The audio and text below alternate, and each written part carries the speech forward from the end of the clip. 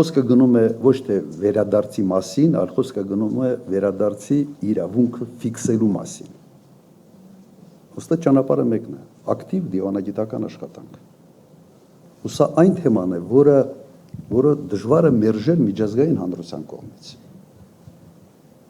Ես չեմ պատկերացնում, թե որևէ օրինակ եվրոպական երկիր ասի չէ, մենք այդ իրավունքը չենք համարում, որ դուք պետք է այդ իրավունքը հետապնդենք։ Դժվար է ասել, հնարավոր չէ ասել։ Դրա համար խոսքը գնում է հետևյալի մասին։ Այս պահին իրատեսականը սա է, փորձենք դիվանագիտական ճանապարհով շատ ակտիվ այդ հարցի լուծումը ստանալ։ Եվ ես տեսնում եմ, որ դա հնարավոր է։ Նույնիսկ Ադրբեջանի համար դժվար է ասել, չէ,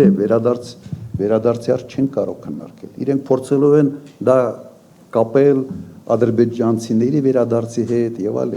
հասկացաք, դիվանագիտական աշխատանք։ Ուրիշ ճանապարհ ուղղակի գոյություն չունի։